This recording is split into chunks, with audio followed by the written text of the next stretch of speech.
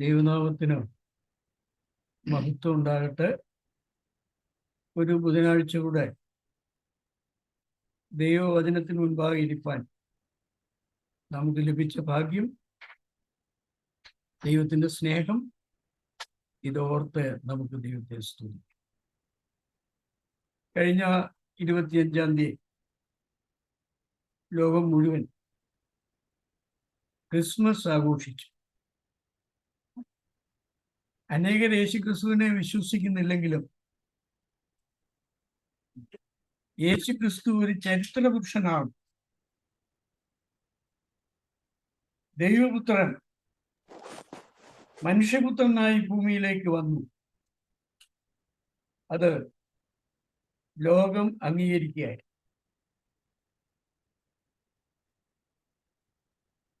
സകല മനുഷ്യർക്കും ഉണ്ടാകുവാനുള്ള മഹാസന്തോഷം ഞാൻ നിങ്ങളോട് സുവിശേഷിക്കുന്നു. അതാണ് ക്രിസ്മസ് സന്ദേശം. നമുക്കതോർത്ത് ദൈവത്തെ സ്തുതിക്കാം. കഴിഞ്ഞ ദിവസം നമ്മൾ ചിന്തിച്ചത് യോഹന്നാന്റെ സുവിശേഷം 3-ാം അധ്യായം 1 മുതൽ 5 വരെയുള്ള വാക്യങ്ങളാണ്. യെരുശലേമിൽ വെച്ച്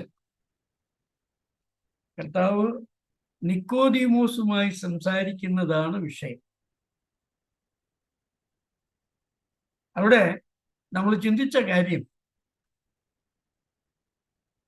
നിക്കോദീമോസ് ഒരു പരീശനാണ്, പരീശന്മാരുടെ പ്രമാണിയാണ്. പരീശന്മാരെ കുറിച്ച് നമ്മൾ ചില കാര്യങ്ങൾ കഴിഞ്ഞ ദിവസം ചിന്തിച്ചു. അതില് പ്രധാനമായി ഞാൻ എടുത്തു പറഞ്ഞത്, പരീശന്മാർക്ക് നമ്മുടെ കർത്താവിനോടുള്ള മനോഭാവം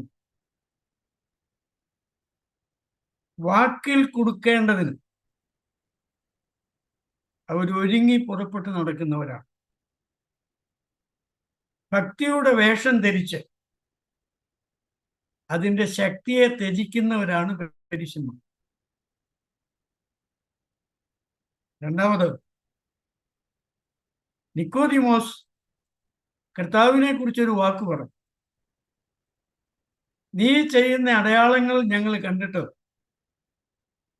ദൈവം നിന്നോടുകൂടെ ഇല്ലെങ്കിൽ ഇതൊന്നും ചെയ്യുവാൻ ആർക്കും കഴിയുകയില്ല.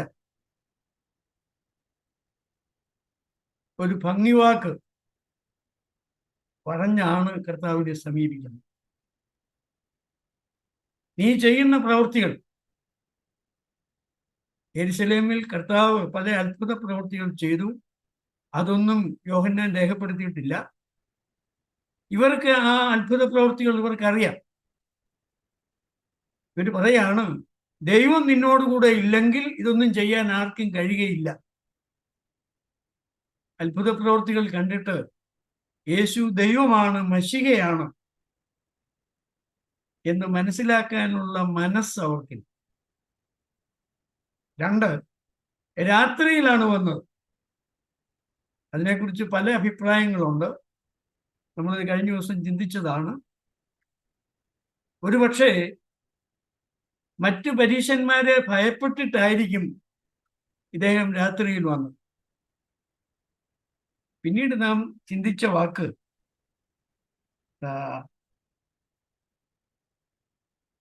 യേശു അവനോട് വളരെ ഉറപ്പിച്ച് തറപ്പിച്ചു പറഞ്ഞു, ആമേൻ ആമേൻ ഞാൻ നിന്നോട് പറയുന്നു, പുതുതായി ജനിച്ചില്ലെങ്കിൽ ദൈവരാജ്യം കാണാൻ ആർക്കും കഴിയും. കഴിഞ്ഞ ദിവസം യഹൂദന്മാർക്ക് ദൈവരാജ്യത്തെക്കുറിച്ചുള്ള ചിന്ത, അത് യെശയ്യാപ്രവചനം 11-ാം അധ്യായത്തിൽ നമ്മൾ വായിച്ചതാണ്. എന്നാൽ ദൈവരാജ്യത്തെക്കുറിച്ചുള്ള നമ്മുടെ ചിന്ത, ഞാൻ സാന്ദർഭികമായി പറഞ്ഞു, നിങ്ങൾ ഓർക്കുന്നുണ്ടായിരിക്കും. യോഹന്നാന്റെ സുവിശേഷം 14-ാം അധ്യായത്തിൽ കർത്താവ് പറഞ്ഞു, എൻ്റെ പിതാവിൻ്റെ ഭവനത്തിൽ അനേകം വാസസ്ഥലങ്ങളുണ്ട്, ഇല്ലെങ്കിൽ ഞാൻ നിങ്ങളോട് പറയുമായിരുന്നു. ഞാൻ നിങ്ങൾക്ക് സ്ഥലമൊരുക്കുവാൻ പോകുന്നു. സ്ഥലമൊരുക്കി കഴിഞ്ഞാൽ ഞാൻ പിന്നെയും വന്ന് നിങ്ങളെ എൻ്റെ അടുക്കൽ ചേർത്തു. ഇതാണ് ദൈവജനമേ നമ്മുടെ പ്രത്യാശ. അടുത്തായിട്ട് നമ്മൾ ചിന്തിച്ചു, നിക്കോദിമോസിന് അത്ഭുതം എങ്ങനെ പുതുതായി ജനിക്കും? പുതുതായി ജനിക്കും. അയാൾ ചോദിക്കുകയാണ്, വൃദ്ധനായ എനിക്ക് ഇനിയും അമ്മയുടെ ഉദരത്തിൽ കിടന്ന് ജനിക്കാമോ? ഇസ്രയേലിനെ പഠിപ്പിക്കുന്ന ഇദ്ദേഹം ധരിച്ചു വച്ചിരിക്കുന്നത് പുതുതായി ജനിക്കുക എന്ന് പറഞ്ഞാൽ അസാധ്യമായ കാര്യമാണ്. അസാധ്യമായ കാര്യം. പുതിയൊരു ഹൃദയം. നമ്മൾ കഴിഞ്ഞ ദിവസം ചിന്തിച്ചതാണ് എസ്കേൽ പ്രവചനം 18-ാം അധ്യായത്തിൽ നിന്നൊരു വാക്യം. കർത്താവ് അവനോട് പറഞ്ഞ വാചകമാണ് നമ്മൾ അതിന് 5-ാം വാക്യത്തിൽ വായിക്കുന്നത്. ആമേൻ ആമേൻ ഞാൻ നിന്നോട് പറയുന്നു, വെള്ളത്താലും ആത്മാവിനാലും ജനിച്ചില്ല എങ്കിൽ ദൈവരാജ്യത്തിൽ കടപ്പാൻ ആർക്കും കഴിയുകയില്ല.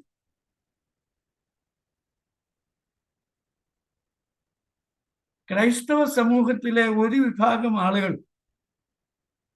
ധരിച്ചിരിക്കുന്നത് വെള്ളത്താലുള്ള ജനനം. ഒരു ക്രിസ്തീയ കൂട്ടായ്മയുടെ, ഒരു സമുദായക്കാരുടെ പ്രാർത്ഥനയുണ്ട്. അവര് ഏറ്റുപറയുന്നുണ്ട്, ഞങ്ങൾ വിശ്വസിക്കുന്നു എന്ന് ഏറ്റുപറയുന്നുണ്ട്. പാപമോചനത്തിന് മാമോദീസ ഒന്നു മാത്രമേ ഉള്ളൂ എന്ന് ഞങ്ങൾ ഏറ്റുപറഞ്ഞ് വിശ്വസിക്കുന്നു. അവര് അതിനനുകൂലമായി എടുത്ത വാക്യം കർത്താവ് പറഞ്ഞ ഇതാണ്, ആത്മാവിനാലും വെള്ളത്താലും ആത്മാവിനാലുമുള്ള ജനനം. ഈ വെള്ളം എന്താ? വെള്ളം എന്താ? നമുക്കറിയാം, കർത്താവ് ശമരിയ സ്ത്രീയോട് പറഞ്ഞു, 4-ാം അധ്യായത്തിൽ നമ്മൾ വായിക്കുന്നുണ്ട്, ഞാൻ ജീവനുള്ള വെള്ളം നിനക്ക് തരാം. വെള്ളം കോരാൻ വന്ന സ്ത്രീയോട് പറയുകയാണ്, ഞാൻ നിനക്ക് ജീവനുള്ള വെള്ളം തരാം. ഇനിയും യിരെമ്യാ പ്രവചനം 2-ാം അധ്യായം അതിന്റെ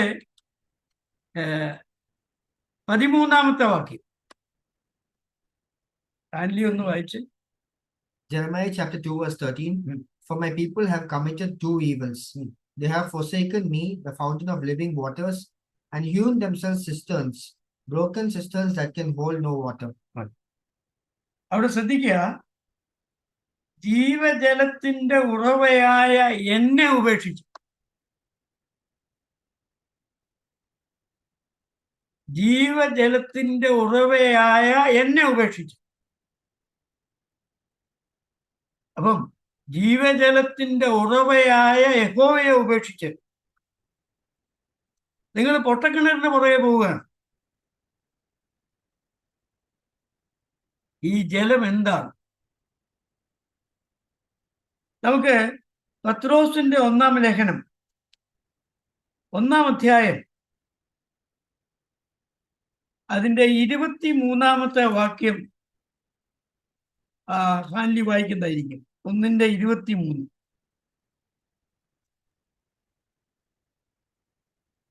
Chapter 1 verse 23. First Peter chapter 1 verse 23.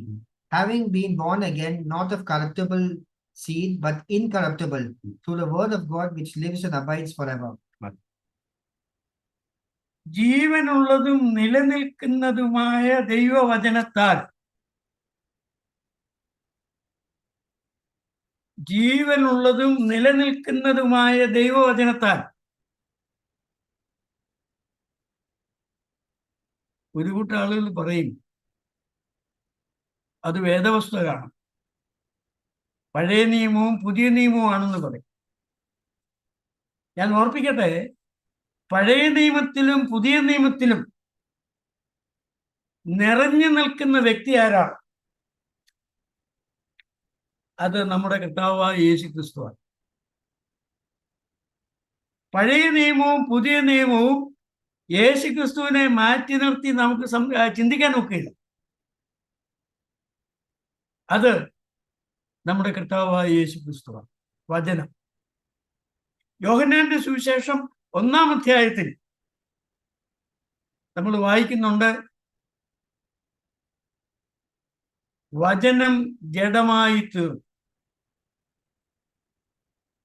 അതിന് 1-ാം അധ്യായത്തിന്റെ 1-ാം വാക്യത്തിൽ നമ്മൾ വിശദമായി ചിന്തിച്ചതാണ്, ആദിയിൽ വചനമുണ്ടായിരുന്നു, വചനം ദൈവത്തോടു കൂടിയായിരുന്നു, വചനം ദൈവമായിരുന്നു. അടുത്ത വാചകം, സകലവും അവൻ മുഖാന്തരമുള്ളവായി. പത്രോസിന്റെ വാക്കുകളിലേക്ക് നമുക്ക് മടങ്ങി വരാം. പത്രോസ് പറയുന്നതാണ്, നിലനിൽക്കുന്നതുമായ ദൈവവചനം, നിലനിൽക്കുന്നതുമായ ദൈവവചനം. ഇനിയും ഈ ദൈവവചനത്തെക്കുറിച്ച് റോമാലേഖനം 10-ാം അധ്യായത്തിലൊരു വാചകമുണ്ട്. അത് നിങ്ങളുടെ ശ്രദ്ധയിലേക്ക് കൊണ്ടുവരാൻ ഞാൻ ആഗ്രഹിക്കുകയാണ്. അത് 10-ാം അധ്യായത്തിന്റെ 8-ാമത്തെ വാക്യം. റോമർ 10:8 ഒന്ന് വായിക്കും.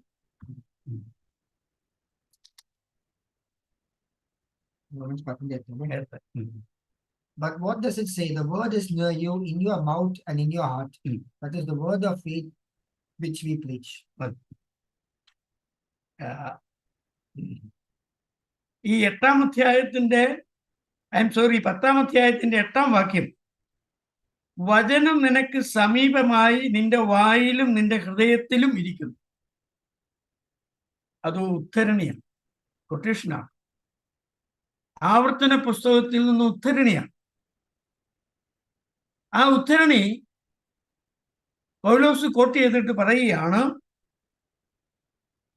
അത് ഞങ്ങൾ പ്രസംഗിക്കുന്ന വിശ്വാസവചനം. വചനം നിന്റെ സമീപമായി, നിന്റെ വായിലും നിന്റെ ഹൃദയത്തിലും ഇരിക്കുന്നു. അത് ഞങ്ങൾ പ്രസംഗിക്കുന്ന സുവിശേഷ വചനം. പൗലോസ് പ്രസംഗിക്കുന്ന സുവിശേഷ വചനം എന്താണ്?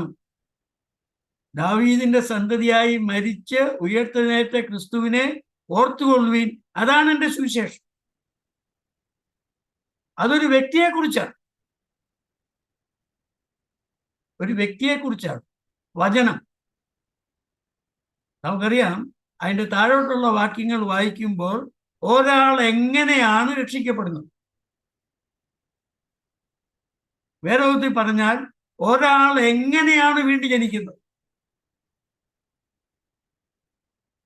ഒരാള് എങ്ങനെയാണ് വീണ്ടും ജനിക്കുന്നത്, ഒരാൾ എങ്ങനെയാണ് രക്ഷിക്കപ്പെടുന്നത്? ഞങ്ങളുടെ വായിലിരിക്കുന്ന വിശ്വാസവചനം. ആ വിശ്വാസവചനം കർത്താവായ യേശു ക്രിസ്തുവിന്റെ മരണവും ഉയർത്തെഴുന്നേൽപ്പുമാണ്. ആ മരണം എന്തിനു വേണ്ടിയായിരുന്നു? എന്റെയും നിങ്ങളുടെയും പാപത്തിന്റെ പരിഹാരത്തിന് വേണ്ടിയായിരുന്നു ആ മരണം. ദൈവം അത് പ്രസാദിച്ചു, നമ്മുടെ കർത്താവിനെ ഉയർത്തെഴുന്നേൽപ്പിച്ചു. അത് അംഗീകരിക്കുന്ന ഒരാള്, വിശ്വസിക്കുന്ന ഒരാള് രക്ഷിക്കപ്പെടും. ഞാൻ പറയാറുണ്ട്, അതിന്റെ അവസാന ഭാഗത്ത് ഒരു വാക്യമുണ്ട്, 10-ാമത്തെ വാക്യം. ആരിൽ ഇപ്പോൾ അത് വായിക്കും. റോമാലേഖനം 10:10. For with the heart one believes unto righteousness, and with the mouth confession is made unto salvation.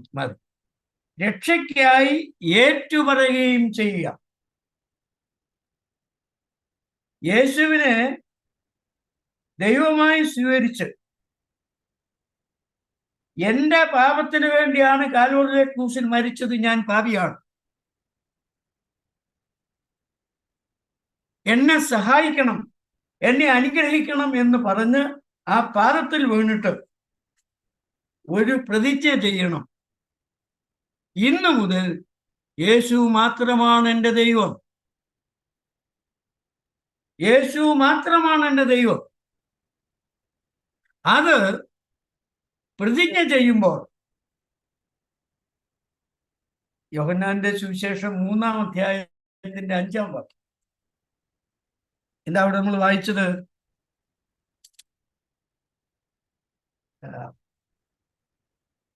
വെള്ളത്താലും ആത്മാവിനാലുമുള്ള ജനം. അപ്പൊ നിങ്ങൾ ചോദിക്കും, ഈ ആത്മാവിന് ഇവിടെ വന്നു, ആത്മാവ് എങ്ങനെ വന്നു? യോഹന്നാന്റെ സുവിശേഷം 16-ാം അധ്യായത്തിൽ കർത്താവ് പറഞ്ഞു, ഞാൻ പോയതിനു ശേഷം പരിശുദ്ധാത്മാവ് വരും. ആ പരിശുദ്ധാത്മാവ് വന്ന് പാപത്തെക്കുറിച്ച്, നീതിയെക്കുറിച്ച്, ന്യായവിധിയെക്കുറിച്ച് നിങ്ങൾക്ക് ബോധം തരും.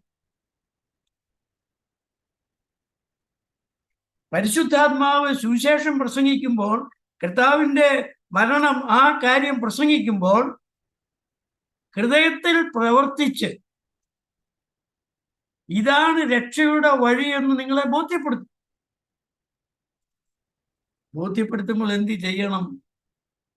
കർത്താവേ, ഞാൻ അനുസരിക്കുന്നു, ഞാൻ അനുസരിക്കുന്നു, ഇന്നു മുതൽ നീ മാത്രമാണ് എൻ്റെ ദൈവം എന്ന് പ്രതിജ്ഞ ചെയ്യുമ്പോൾ അവൻ വീണ്ടും ജനിക്കും. അവൻ വീണ്ടും ജനിക്കും. 1 കൊരിന്ത്യർ 5-ാം അധ്യായത്തിന്റെ 15-ാം വാക്യം, അവൻ പുതിയ സൃഷ്ടിയാകും. അവൻ പുതിയ സൃഷ്ടിയാകും. ഞാൻ വായിച്ചു കേട്ടിട്ടുണ്ട്, സെന്റ് അഗസ്റ്റിൻ വലിയൊരു ദുഷ്ടനായ മനുഷ്യനായിരുന്നു, കൊടും പാപിയായി. അദ്ദേഹം രക്ഷിക്കപ്പെട്ടു, വീണ്ടും ജനിച്ചു. അദ്ദേഹം റോഡിൽ കൂടെ നടന്നു പോയപ്പോൾ ഒരു സ്ത്രീ കൈകൊട്ടി അയാളെ വിളിച്ചു, പേര് വിളിച്ചു. അഗസ്റ്റിൻ പറഞ്ഞു, നിങ്ങൾ വിളിക്കുന്നയാള് മരിച്ചുപോയി, നിങ്ങൾ വിളിക്കുന്നയാളും മരിച്ചുപോയി. ഇത് പുതിയതായി ജനിച്ച അഗസ്റ്റിന. ഞാൻ ഈ വീണ്ടും ജനനത്തെക്കുറിച്ച് ചിന്തിച്ചുകൊണ്ടിരുന്നപ്പോൾ എനിക്കൊരു 15 വയസ്സ് താഴെ പ്രായം.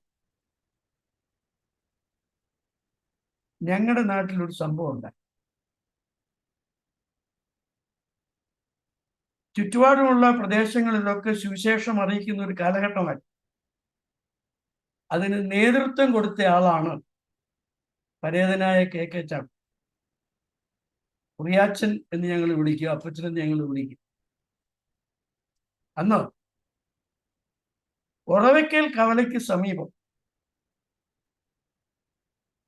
യാക്കോബേക്കാർ കൂടി ഒരു മീറ്റിംഗ് സംഘടിപ്പിച്ചു. ആ മീറ്റിംഗിൽ മദ്യവർജനമായി. എൻ്റെ ഉദ്ദേശം അതായിരുന്നു. നാട്ടിലുള്ള എല്ലാ ആളുകളെയും വിളിച്ചു. അനേകർ വന്നുകൂടി. അനേകരെന്ന് പറഞ്ഞാൽ അന്നത്തെ ഏറ്റവും വലിയ ആൾക്കൂട്ടം ഒരു 500 പേരാണ്.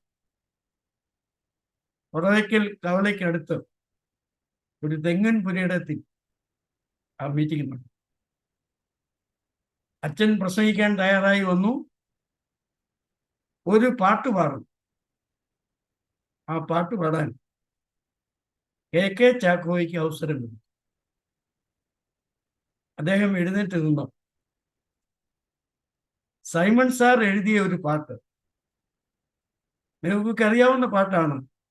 വീണ്ടും ജനിക്കണം സഖേ, ദൈവരാജ്യം കാണാൻ വീണ്ടും ജനിക്കാം.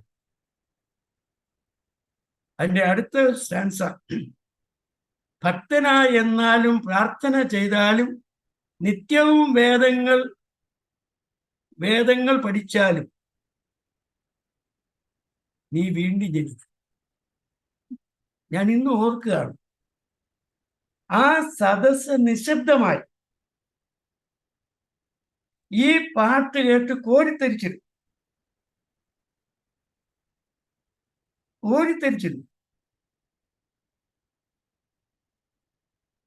പിന്നീട് ഞങ്ങളുടെ ആ നാട്ടിൽ ആ പാട്ട് വളരെ പ്രസിദ്ധമായി.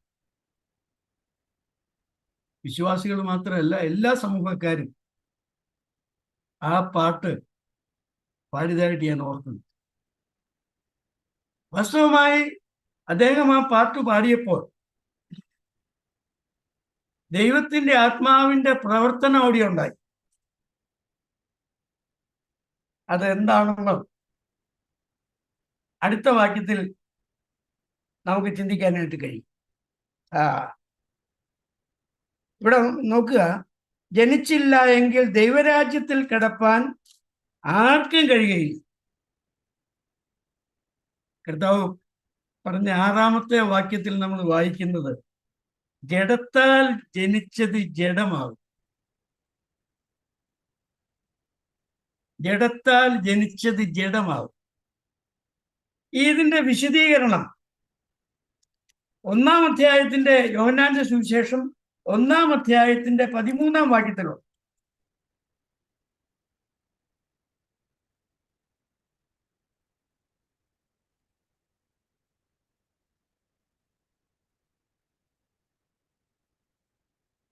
വാക്യം വായിച്ചു മോനെ. John chapter 1 verse 30.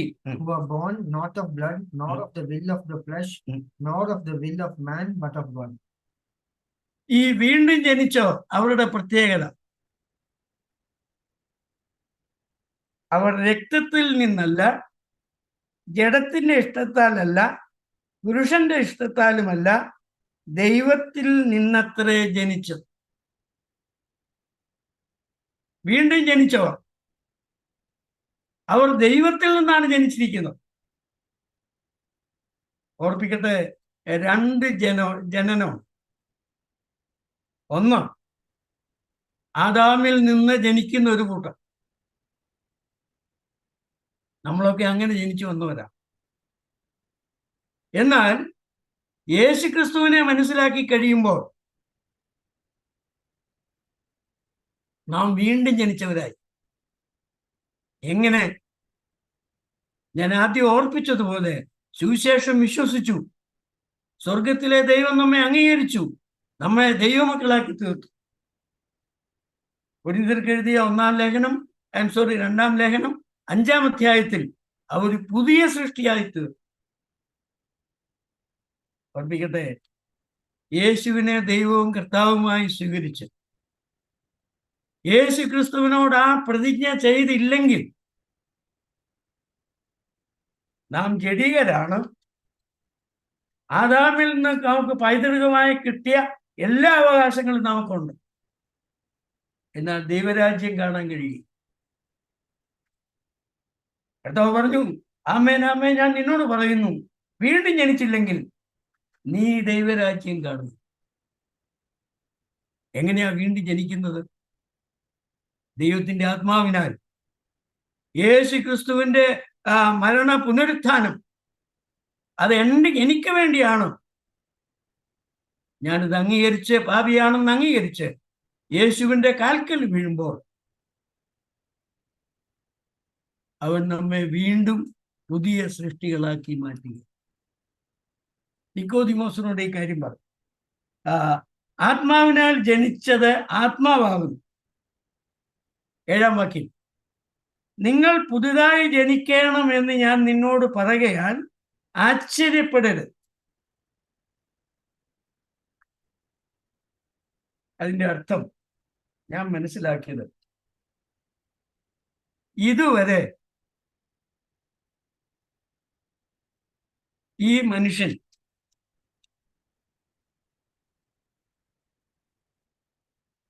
ഇങ്ങനൊരു സംഭവം കേട്ടിട്ട്, ഇങ്ങനെ ഒരു ജനനം ഉണ്ട് എന്നുള്ള കാര്യം ഈ മനുഷ്യൻ കേട്ടിട്ടില്ല. നിങ്ങൾ നോക്കുക, 6-ാം വാക്യത്തിൽ നിങ്ങൾ പുതുതായി ജനിക്കണമെന്ന് ഞാൻ നിന്നോട് പറയുകയാൽ ആശ്ചര്യപ്പെടരുത്. ഇന്നും അത് ശരിയാണ്. സുവിശേഷം വ്യക്തമായി കൃത്യമായി പറയുമ്പോൾ അനേകർക്ക് ഇത് ആശ്ചര്യമാണ്. ഇങ്ങനെ സംഭവിക്കൂ, ഇങ്ങനെ മാറ്റം ഉണ്ടാവൂ? നോക്കുക, ജനിക്കണമെന്ന് ഞാൻ നിന്നോട് പറയുകയാൽ ആശ്ചര്യപ്പെടരുത്. അത് ആശ്ചര്യകരമായ ഒരു കാര്യമായിട്ട് കർത്താവ് കാണിച്ചു കൊടുക്കുക.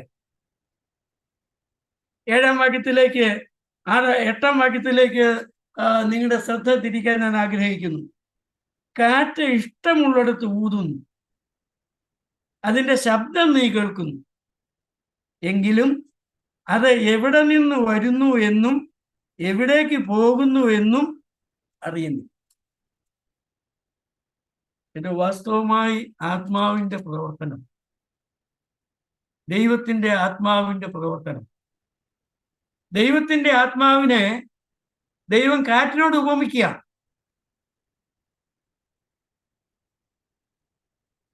കാറ്റ് ദൈവത്തിൻ്റെ ആത്മാവിൻ്റെ ഒരു നിഴല.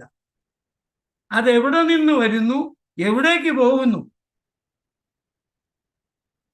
ഏതൊക്കെ ഹൃദയങ്ങളെ സ്പർശിക്കുന്നു, ഇത് നമുക്കറിയാൻ മേല. ഒരു ഉദാഹരണം കൊണ്ട് ഞാനിത് വ്യക്തമാക്കാം. ലൂക്കോസിന്റെ സുവിശേഷം 8-ാം അധ്യായം. ലൂക്കോസിന്റെ സുവിശേഷം 8-ാം അധ്യായത്തില്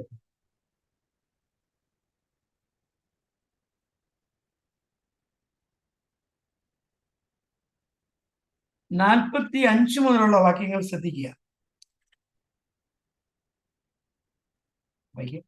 And Jesus said, "Who touched me?" When all denied it, Peter and those with him said, "Master, the multitude strong and press you, and you say, 'Who touched me?'" But Jesus said, "Somebody touched me, for I perceive power going out from me." Now when the woman saw that she was not hidden, she came trembling and falling down before him. She declared to him in the presence of all the people the reason she had touched him and how she was healed immediately. 12 വർഷം രക്തസ്രാവക്കാരിയായ ഒരു സ്ത്രീ. അവളെ കുറിച്ച് ലൂക്കോസ് വൈദ്യൻ കുറെ കാര്യം പറയുന്നുണ്ട്. കർത്താവ് ആ വഴിയിൽ കൂടെ പോവുകയാണ്. അനേകരെ കർത്താവിനെ തട്ടുകയും മുട്ടുകയും ചെയ്യുന്നു. എന്നാൽ ഇവള് ചെയ്ത കാര്യം, അവൾക്കൊരു വിശ്വാസം ഉണ്ടായി. കർത്താവിൻ്റെ ദേഹത്ത് തൊടാനാണ് ആഗ്രഹിച്ചതെങ്കിലും വസ്ത്രത്തിന്റെ തൊങ്ങലിൽ തൊട്ടു. ഞാൻ ചോദിക്കട്ടെ, ഈ പ്രേരണ ആരെ കൊടുത്തത്? കർത്താവ് പറഞ്ഞു, കാറ്റ് ഇഷ്ടമുള്ളിടത്ത് ഊതുന്നു, അത് വരികയും പോവുകയും ചെയ്യുന്നു. എങ്ങോട്ടാ വരുന്നത്, എങ്ങോട്ടാ പോകുന്നത് നമുക്ക് അറിഞ്ഞുകൂടാ. എവിടെ നിന്നാ വരുന്നത്, എങ്ങോട്ടാ പോകുന്നത് നമുക്ക് അറിഞ്ഞുകൂടാ. കർത്താവ് ഒരു വലിയ പുരുഷാരത്തിന്റെ നടുവിൽ കൂടെ, റോഡിൽ കൂടെ പോവുകയാണ്. അനേകർ തിക്കുകയും തെരുക്കുകയും ഒക്കെ ചെയ്യുന്നു. പക്ഷേ ദൈവത്തിന്റെ പരിശുദ്ധാത്മാവ് അവളുടെ ഹൃദയത്തിൽ ഒരു ചിന്ത കൊടുത്തു. ഈ യേശുവിന്റെ ദേഹത്ത് നീ തൊട്ടാൽ നിനക്ക് സൗഖ്യം കിട്ടും. അവളത് അനുസരിച്ചു. ഞാൻ ഓർപ്പിക്കട്ടെ, കർത്താവായ യേശു ക്രിസ്തുവിനെ കുറിച്ചുള്ള സുവിശേഷം പ്രസംഗിക്കുമ്പോൾ ശ്രദ്ധിക്കണം. സുവിശേഷം പ്രസംഗിക്കുമ്പോൾ ദൈവത്തിന്റെ ആത്മാവ് പല ഹൃദയങ്ങളെയും തൊടും. പല ഹൃദയങ്ങളുടെയും ഉള്ളിൽ തട്ടും. എന്നാൽ ഈ രക്തസ്രാവക്കാരിയായ സ്ത്രീയെ പോലെ കർത്താവിന്റെ അടുത്ത് വന്ന് അവനെ തൊടാൻ ആര് മനസ്സ് വെക്കും? അങ്ങനെ മനസ്സ് വെച്ചവർക്ക് സൗഖ്യം കിട്ടും. ഇത് വീണ്ടും ജനനത്തിന്റെ അത്ഭുതത്തെ കാണിക്കുന്നു. കർത്താവിനറിയാം. കർത്താവ് അവിടെ നിന്നു ചോദിച്ചു, എന്നെ തൊട്ടതാര്? വിശ്വാസത്തോടെ കൈ നീട്ടി കർത്താവിനെ തൊട്ടാൽ കർത്താവ് അറിയും. സുവിശേഷം വിശ്വസിച്ച് യേശുവിനെ ദൈവവും രക്ഷിതാവുമായി സ്വീകരിച്ച് ഈ പ്രതിജ്ഞ ചെയ്താൽ സ്വർഗത്തിലെ ദൈവം അറിയും. അവർക്ക് പരിശുദ്ധാത്മാവിനെ കൊടുക്കും. ഞാനൊരു വാക്യം ഓർമ്മിക്കട്ടെ. ഗലാത്യ ലേഖനത്തിൽ ഒരു വാക്യം പൗലോസ് എഴുതി, നിങ്ങൾക്ക് ആത്മാവിനെ ലഭിച്ചത് ന്യായപ്രമാണത്തിന്റെ പ്രവൃത്തിയാലോ വിശ്വാസത്തിന്റെ പ്രസംഗം കേട്ടതിനാലോ? നിങ്ങൾ പരിശുദ്ധാത്മാവിനെ പ്രാപിച്ചത് എങ്ങനെയാണ്? ന്യായപ്രമാണത്തിന്റെ പ്രവൃത്തിയാലോ വിശ്വാസത്തിന്റെ പ്രസംഗം കേട്ടതിനാലോ? ഗലാത്യയിൽ രക്ഷിക്കപ്പെട്ട സകല വിശ്വാസികൾ ഒന്നടങ്കം പറയും, വിശ്വാസത്തിന്റെ പ്രസംഗം ഞങ്ങൾ വീണ്ടും ജനിച്ചു. പരിശുദ്ധാത്മാവിന്റെ പ്രവർത്തനം അവിടെ ഉണ്ടായി. ആളുകളെ ബോധ്യപ്പെടുത്തി. അവളുടെ കൈക്ക് പരിശുദ്ധാത്മാവ് പിടിച്ചുകൊണ്ട് മുട്ടിച്ചു തോന്നുമല്ല, അവൾ സ്വയമായി ആ തീരുമാനം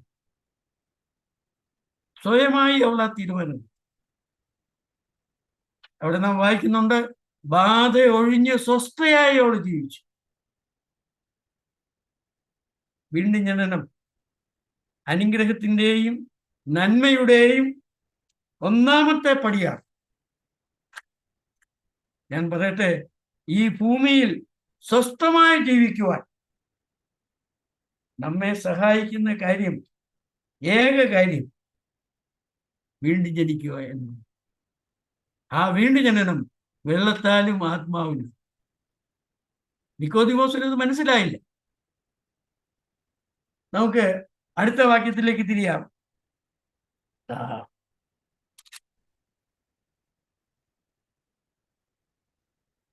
8-ാം വാക്യമാണ് നമ്മൾ വായിച്ചത്. 9-ാം വാക്യം. നിക്കോദിമോസ് അവനോട്, ഇത് എങ്ങനെ സംഭവിക്കും? വളരെ അറിയാൻ താല്പര്യത്തോടുകൂടിയുള്ള ഒരു കാര്യം. ഇത് എങ്ങനെ സംഭവിക്കും? എങ്ങനെ ഒരു പുതു ജീവിതമുണ്ടാകും, പുതിയ സൃഷ്ടിയാകും? 10-ാം വാക്യം. യേശു അവനോട് ഉത്തരം പറഞ്ഞത്, നീ ഇസ്രായേലിന്റെ ഉപദേഷ്ടാവായിരുന്നിട്ടും ഇത് അറിയുന്നില്ലയോ?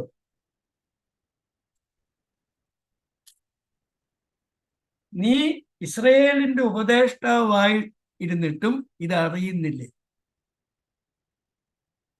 ഇസ്രായേലിന്റെ ഉപദേഷ്ടാക്കള് ഇത് അറിഞ്ഞിരിക്കേണ്ടത്.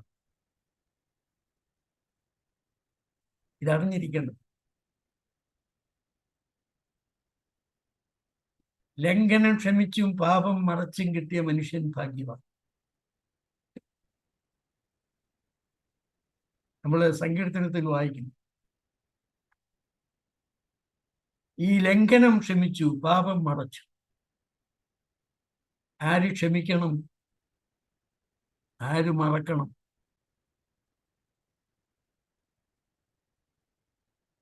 ലംഘനം ക്ഷമിച്ചും പാപം മറച്ചും കിട്ടിയ മനുഷ്യൻ. സ്വർഗത്തിലെ ദൈവമാണ് ലംഘനം ക്ഷമിക്കണം. സ്വർഗത്തിലെ ദൈവമാണ് പാപം മറക്കേണ്ടത്. പാപം കണ്ടില്ലെന്ന് വെക്കുകയല്ല, ദൈവം പാപം മറക്കും. നമ്മള് പഴയ നിയമത്തിൽ നോക്കിയാൽ പാപം മറയ്ക്കാനായിട്ട്, അല്ലെ പാപപരിഹാരത്തിന് വേണ്ടി താൽക്കാലിക മാർഗങ്ങളുണ്ടായി. പാപയാകവും അകൃത്യയാകവും ഒക്കെ അതിന്റെ നിഴലാണ്. ഇസ്രായേൽ മക്കൾക്ക് മഹാപാപപരിഹാര ദിവസം ഉണ്ടായിരുന്നു. ഇതൊക്കെ താൽക്കാലികമാണ്. ആണ്ടുതോറും ചെയ്തുകൊണ്ടിരുന്നു. എന്നാൽ സ്വർഗത്തിലെ ദൈവം തന്റെ പുത്രൻ മുഖാന്തരം എന്നേക്കുമായി പാപത്തിന് പരിഹാരം വരുത്തി. അത് തന്റെ പുത്രൻ ചെയ്ത വലിയ കാര്യം. നഥനയേൽ ചോദിക്കുകയാണ്, ഇത് നിക്കോദീമോസ് ചോദിക്കുകയാണ്, ഇത് എങ്ങനെ സംഭവിക്കും എന്ന് ചോദിച്ചു. യേശു അവനോട് ഉത്തരം പറഞ്ഞത്, നീ ഇസ്രയേലിന്റെ ഉപദേഷ്ടാവായിരുന്നിട്ടും ഇത് അറിയുന്നില്ലയോ? ഞാൻ ഇന്ന് പകല് ചിന്തിച്ചപ്പോൾ എനിക്ക് അത്ഭുതം തോന്നി. അത്ഭുതം തോന്നാനുള്ള കാരണം അങ്ങനല്ല. ഉപദേഷ്ടാക്കന്മാര് ലേവ്യ പുസ്തകമൊക്കെ ശരിക്ക് പഠിക്കുന്നവരാണ്. തലകീഴായി അവരത് വ്യാഖ്യാനിച്ച് പഠിക്കുന്നവരാണ്. എന്നാൽ അകൃത്യയാഗവും പാപയാഗവും ഒക്കെ താൽക്കാലികമാണ്. പൂർണ്ണമായി വിടുതൽ തരുവാൻ അവയ്ക്ക് കഴിയുന്നില്ല. ഒരു യാഗത്തിനും കഴിയുന്നില്ല. കർത്താവ് ചോദിച്ച അടുത്ത കാര്യം,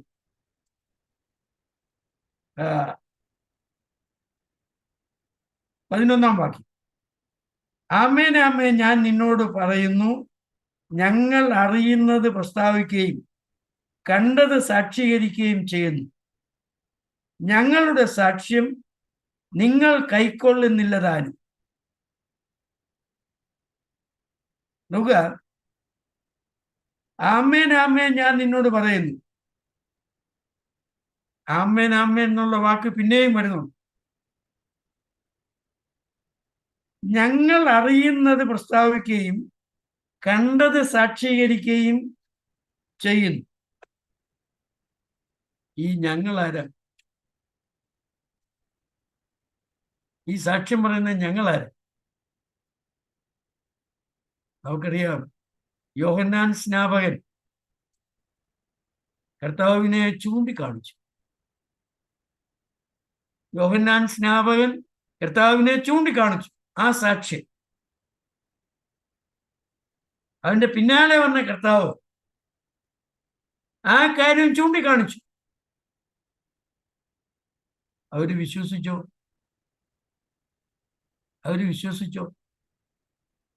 യോഹന്നാന്റെ സുവിശേഷം 3-ാം അധ്യായം 11-ാം വാക്യം മുതൽ 21-ാം വാക്യം വരെ നാം വായിക്കുമ്പോൾ അവിടെ ശ്രദ്ധേയമായ ഒരു വാക്ക് കാണാം: വിശ്വസിക്കുക.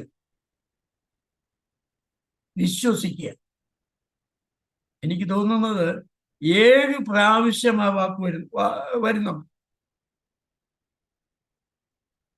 7 പ്രാവശ്യം ആ വാക്ക് വരുന്നു.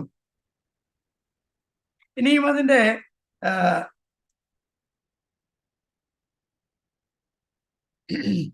12-ാം വാക്യം നോക്കുക. ഭൂമിയിലുള്ളത് നിങ്ങളോട് പറഞ്ഞിട്ട് നിങ്ങൾ വിശ്വസിക്കുന്നില്ലെങ്കിൽ സ്വർഗത്തിലുള്ളത് നിങ്ങളോട് പറഞ്ഞാൽ എങ്ങനെ വിശ്വസിക്കും? ഭൂമിയിലുള്ള കാര്യം നിങ്ങളോട് പറഞ്ഞിട്ട്, കാറ്റിന്റെ കാര്യം പറഞ്ഞിട്ട് നിങ്ങളത് വിശ്വസിക്കുന്നില്ലെങ്കിൽ സ്വർഗീയമായ കാര്യം നിങ്ങളോട് പറഞ്ഞാൽ നിങ്ങൾ എങ്ങനെ വിശ്വസിക്കും? ഞാൻ ഓർപ്പിക്കട്ടെ, ആ കാറ്റിന്റെ കാര്യം ആ സംഭവത്തിൽ കൂടെ പറഞ്ഞപ്പോഴാണ് നമുക്ക് മനസ്സിലായത്. കർത്താവ് ഇനിയും സ്വർഗത്തിലുള്ള കാര്യങ്ങളുടെ സാക്ഷ്യം പറയാൻ പോവുകയാണ്. അതിൻ്റെ 13-ാം വാക്യം, സ്വർഗത്തിൽ നിന്ന് ഇറങ്ങി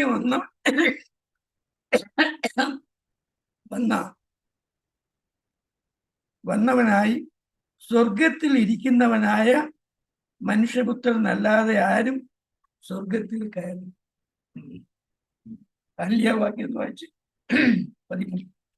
No one has ascended to heaven, but he who has come down from heaven, that is the Son of Man who is in heaven.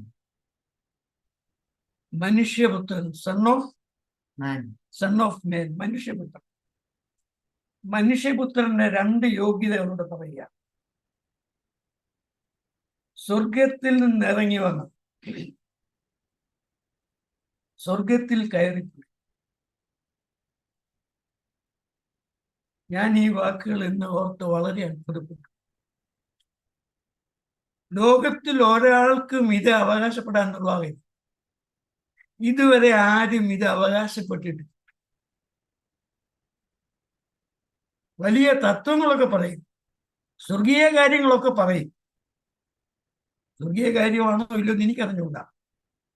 ഒരു കാര്യം എനിക്കറിയാം, അവരാരും സ്വർഗത്തിൽ നിന്ന് ഇറങ്ങി വന്നവരല്ല. നമ്മുടെ കർത്താവ് മാത്രമേ സ്വർഗത്തിൽ നിന്ന് ഇറങ്ങി വന്നവനാണ്. എന്നാ സ്വർഗത്തിൽ നിന്ന് ഇറങ്ങി വന്നത്? ബേത്ലഹേമിൽ നമ്മുടെ കർത്താവ് ജനിച്ചത് നാം കാണും. സർവജനത്തിനും ഉണ്ടാകുവാനുള്ള മഹാസന്തോഷം അത് തരുവാൻ സ്വർഗത്തിൽ നിന്നിറങ്ങി വന്നവനാണ്. ഇനിയും അടുത്ത നമുക്കറിയാവുന്ന കാര്യമാണ്, സ്വർഗത്തിലിരിക്കുന്നവൻ. സ്വർഗത്തിലിരുന്ന് സ്വർഗത്തിലെ കാര്യങ്ങൾ കണ്ടു മനസ്സിലാക്കിയവനാണ്. ആരും പറഞ്ഞു കേട്ട് ഉള്ള അറിവല്ല. നമ്മുടെ കർത്താവിന് സ്വർഗത്തെക്കുറിച്ചുള്ള അറിവ് മറ്റാരും പറഞ്ഞു കേട്ടുള്ളതല്ല, താൻ നേരിട്ട് കണ്ട കാര്യമാണ്. താൻ നേരിട്ട് കണ്ട കാര്യമാണ്. നമ്മുടെ കർത്താവ് തന്നെ ഇത് ഉറപ്പിച്ചു പറയുക. നമ്മുടെ കർത്താവ് ഒരിക്കലും കള്ളം പറയുന്ന ആളല്ല, സത്യം പറയുന്ന ആളാണ്. താൻ സ്വർഗത്തിൽ നിറങ്ങി വന്നവനാണ്. സ്വർഗത്തിലെ കാര്യങ്ങൾ നേരിട്ട് കാണുകയും കേൾക്കുകയും ചെയ്തവനാണ്. അടുത്ത വാക്ക് ശ്രദ്ധിക്കുക, ആരും സ്വർഗത്തിൽ കയറി, വേറെ ആരും സ്വർഗത്തിൽ കയറി. നമുക്കറിയാം, നമ്മുടെ കർത്താവ് സ്വർഗത്തിൽ കയറിയ കാഴ്ച നമുക്കുണ്ടാകും. പ്രവൃത്തിയുടെ പുസ്തകം വായിക്കുന്നുണ്ട്. ഗലീലക്കാരായ ശിഷ്യന്മാർ നോക്കി നിൽക്കെ അവൻ ആരോഹണം ചെയ്തു.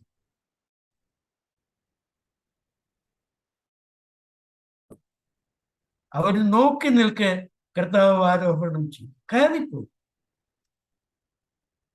അവരുടെ ദൃഷ്ടി അവർക്ക് തിരിക്കാൻ കഴിഞ്ഞില്ല. എപ്പോഴാ തിരിഞ്ഞത്? അടുത്ത് നിന്ന് ദൂതം പറഞ്ഞു, നിങ്ങളെ വിട്ട് കയറിപ്പോയ ആ കർത്താവ് താൻ പോയതുപോലെ മടങ്ങി. ഞാൻ ആ വാക്യം ഓർപ്പിക്കട്ടെ. ഗലീല പുരുഷന്മാരെ, നിങ്ങൾ ആകാശത്തേക്ക് നോക്കി നിൽക്കുന്നത് എന്ത്? ഞാൻ ഓർക്കുകയാണ്, ആ 11 പേർക്കും അവരുടെ ദൃഷ്ടി പിൻവലിക്കാൻ കഴിഞ്ഞു. അവർ നോക്കി നിൽക്കുകയാണ്. അവരുടെ പ്രിയപ്പെട്ട കർത്താവ് കയറിപ്പോയി. ഇവിടെ നാം വായിക്കുന്ന എന്താണ്? 13-ാം വാക്യത്തിൽ, ആരും സ്വർഗത്തിൽ കയറിയിട്ടില്ല.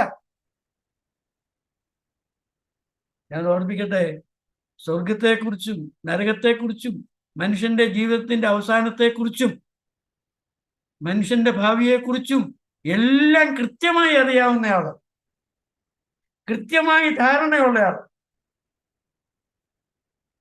ഒരു വാക്കുകൂടെ പറഞ്ഞാൽ, നേരിൽ കണ്ടയാൾ നമ്മുടെ കർത്താവാണ്. നമുക്ക് സന്തോഷിക്കാം. ഈ രക്ഷിതാവിനെ പിതാവ് നമുക്ക് തന്നു. പിതാവ് നമുക്ക് തന്നു. ആ മരണത്തിൽ നമുക്ക് ആശ്രയിക്കുക. ആ മരണം മുഖാന്തരം നമ്മുടെ മരണത്തിന് എന്നേക്കുമായി ശമനം വരുത്തി. ഒരു വാക്കൂടെ പറഞ്ഞാൽ, നമ്മളെ ദൈവമക്കളാക്കി തീർക്കും. പൗലോസിന്റെ ഭാഷയിൽ പറഞ്ഞാൽ, നമ്മളെ പുതിയ സൃഷ്ടികളാക്കി മാറ്റി. നമ്മളെ പുതിയ സൃഷ്ടികളാക്കി മാറ്റി. നോക്കുക, 13-ാം വാക്യം, സ്വർഗത്തിൽ നിന്ന് ഇറങ്ങി വന്നവനായി സ്വർഗത്തിൽ ഇരിക്കുന്നവനായി മനുഷ്യപുത്രൻ അല്ലാതെ ആരും സ്വർഗത്തിൽ കയറി. ലോകത്തിൽ അനേകം മഹാന്മാരുണ്ടായിട്ട് അവരാരും അവകാശപ്പെട്ടിട്ടില്ല ഞങ്ങൾ സ്വർഗത്തിൽ നിന്ന് വന്നു വരാം, ഞങ്ങൾ ഇനി അങ്ങോട്ടാ പോകുന്നെന്നും അവർക്കാർക്കും അവകാശപ്പെടാൻ അർഹതയില്ല. എന്നാൽ പ്രിയമുള്ളവരെ, വീണ്ടും ജനിച്ചവരായ നമുക്ക് ആ അർഹതയുണ്ട്. നമ്മുടെ കർത്താവ് വരും. ഇന്ന് വരുമെന്ന് എനിക്ക് അറിഞ്ഞുകൂടാ. ഒരു കാര്യം തീർച്ചയാണ്, കർത്താവ് വരും. എന്തിനാ വരുന്നത്? എൻ്റെ മക്കളെ ചേർക്കുവാൻ. ഈ വാക്ക് ശ്രദ്ധിക്കുന്ന ആരെങ്കിലും വാസ്തവമായി യേശുവിനെ ദൈവവും കർത്താവും, ഒരു വാക്ക് പറയട്ടെ, എൻ്റെ കർത്താവ്, അവൻ പറയുന്നത് മാത്രം അനുസരിച്ച് ഞാൻ ജീവിക്കും. അങ്ങനെ തീരുമാനം എടുക്കുന്നവരെ ചേർത്തുകൊള്ളുവാൻ നമ്മുടെ കർത്താവ് സഹായിക്കട്ടെ. കർത്താവിൻ്റെ വലിയ നാമത്തിന് മഹത്വം ഉണ്ടാകും.